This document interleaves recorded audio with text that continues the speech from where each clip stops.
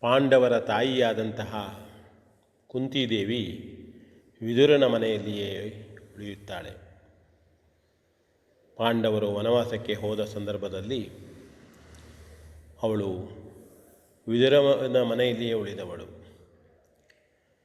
ಸಂಧಿಗಾಗಿ ಬಂದಂತಹ ಶ್ರೀಕೃಷ್ಣ ವಿದುರನರ ಮನೆಗೆ ಬಂದಾಗ ಅತ್ತೆಯಾದಂತಹ ಕುಂತಿಯನ್ನು ಮಾತನಾಡಿಸುತ್ತಾನೆ. ಬಹಳ ವರ್ಷಗಳಿಂದ ಕಾಣದೇ ಇದ್ದಂತಹ ಕೃಷ್ಣ ಮತ್ತು ಕುಂತಿ ಅತ್ಯಂತ ಪ್ರೀತಿಯಿಂದ ಆಪ್ತವಾಗಿ ಮಾತನಾಡಿಕೊಳ್ಳುತ್ತಾರೆ. ಅದೇ ಸಂದರ್ಭದಲ್ಲಿ ಪಾಂಡವರ ಕುರಿತಾಗಿಯೂ ಮಾತನಾಡುತ್ತಾರೆ. ಕುಂತಿ ಕೊನೆಯಲ್ಲಿ ಕೃಷ್ಣನಿಗೆ ಒಂದು ಕಥೆಯನ್ನು ತನ್ನ ಮಕ್ಕಳಿಗೆ ಹೇಳಬೇಕು ಎಂಬುದಾಗಿ ಹೇಳಿ ಕಳಿಸ್ತಾಳೆ. ಕುಂತಿಯೂ ಕೂಡ ಕ್ಷತ್ರಿಯ ಹೆಂಗಸೋಳು, ಹೆದರುವಂಥವಳಲ್ಲ. ಹಾಗಾಗಿ ತನ್ನ ಮಕ್ಕಳಿಗೆ ಧೈರ್ಯವನ್ನು ಹೇಳಿದಂತಹ ಕತೆ, ಹಿಂದೆ ವಿದುಲೆ ಎಂಬ ಕ್ಷತ್ರಿಯ ಯಾಣಿಯೊಬ್ಬಳಿದ್ದಳು.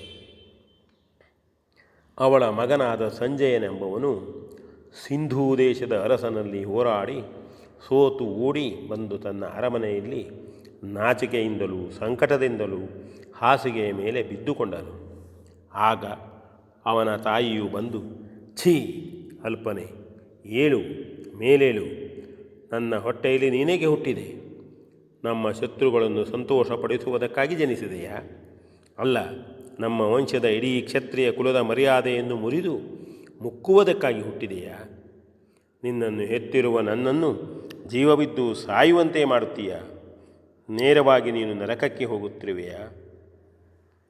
ಮಗನೇ, ಹಾವಿನ ಹಲ್ಲನ್ನಾದರೂ ಕೀಳುವುದಕ್ಕೆ ಹೋಗಿ ನೀನು ಸಾಯುವುದು ಮೇಲು.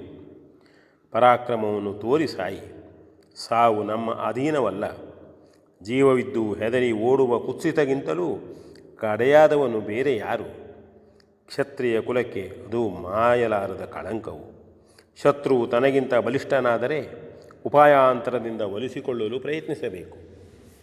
ರಾಜನು ಭೀತನಾದನೆಂದು ತಿಳಿದರೆ ರಾಜ್ಯವೇ ಭಯಪಡುತ್ತದೆ.